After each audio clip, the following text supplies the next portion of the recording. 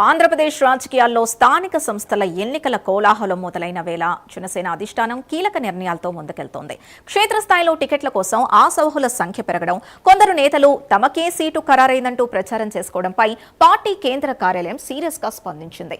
అభ్యర్థుల ఎంపిక, సీట్ల సర్దుబాటు పూర్తిగా పార్టీ అధినేత డిప్యూటీ సీఎం పవన్ కళ్యాణ్ కనుసన్నల్లోనే జరుగుతోందని స్పష్టం చేస్తూ ఫేక్ ప్రచారాలకు గట్టిగా చెక్ పెట్టింది. ఇక కూటమి భాగస్వామ్య పక్షాలైన టీడీపీ, బీజేపీలతో చర్చలు ఇంకా ప్రాథమిక దశలోనే ఉన్నాయని, స్వయం ప్రకటిత అభ్యర్థుల్ని ఎట్టి పరిస్థితుల్లోనూ ఉపేక్షించేది లేదని తేల్చి చెప్పింది. ఇక మరోవైపు పార్టీ కోసం కష్టపడిన నాయకులతో పాటు మహిళా రిజర్వేషన్ల నేపథ్యంలో వీర మహిళలకు సముచిత స్థానం కల్పించే దిశగా అడుగులు వేస్తున్నట్లు రాజకీయ వర్గాల్లో చర్చ జరుగుతోంది.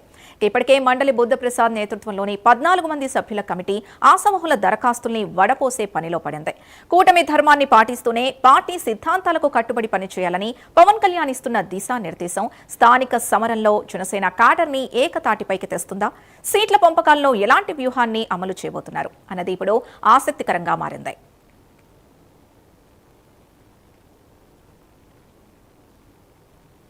ఇక స్థానిక సంస్థల ఎన్నికలకు సంబంధించి జనసేన అనుసరిస్తున్న వ్యూహానికి సంబంధించి మరింత సమాచారం మా కరెస్పాండెంట్ రవివర్మ అందిస్తారు. రవివర్మ, స్థానిక ఎన్నికలకు సంబంధించి అసలు పవన్ కళ్యాణ్ ఎలాంటి దిశానిర్దేశం చేశారు?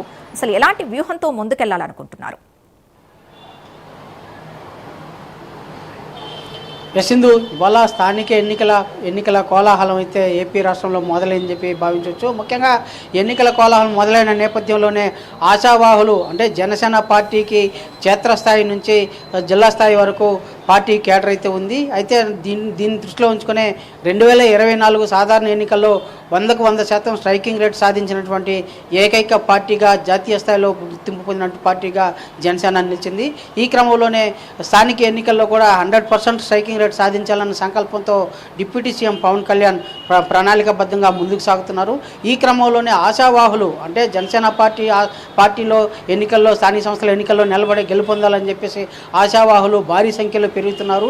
దీనిని దృష్టిలో ఉంచుకొని కొంతమంది అభ్యర్థిత్వాన్ని ప్రకటించక ముందే తానే ఈ వార్డుకి అభ్యర్థిని, తానే ఈ పంచాయతీకి అభ్యర్థిని అని చెప్పేసి ముందుగానే ప్రకటించుకుని ప్రచారాలు చేస్తున్నారు.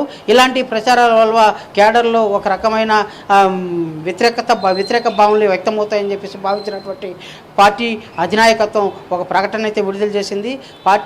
పార్టీలో ఎవరూ స్వయం ప్రకటనలు చేసుకోరాదని చెప్పేసి, ఎవరికి ఎలాంటి సీట్లు కేటాయింపు జరగలేదని చెప్పి, సీట్ల కేటాయింపు ప్రక్రియ అంతా కూడా డిప్యూటీ సీఎం పవన్ కళ్యాణ్ కనుసన్నుల్లోనే జరుగుతాయని చెప్పేసి ఒక ప్రకటన అయితే విడుదల చేసింది.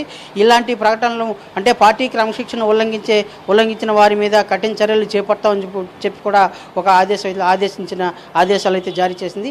అదే కాకుండా జనసేన పార్టీ క్రమశిక్షణమైనటువంటి పార్టీ, అందరూ కట్టుబడి ఉండాలని చెప్పేసి దిశానిర్దేశం చేసింది. అదే కాకుండా అంటే ఆశావాహులు అధికంగా ఉన్న నేపథ్యంలోనే దాదాపు వీటన్నిటిని పరిగణలోకి తీసుకొని సమర్థవంతమైనటువంటి నాయకుడు, అలాగే గట్టి పోటీనిచ్చే నాయకుని ఎంపిక చేయాలని సంకల్పంతో దాదాపు మండలి బుద్ధప్రసాద్ నాయకత్వంలో 14 మంది సభ్యులతో కూడినటువంటి ఒక కమిటీని అయితే రాష్ట్ర అధిష్టానం అయితే ఏర్పాటు చేసింది.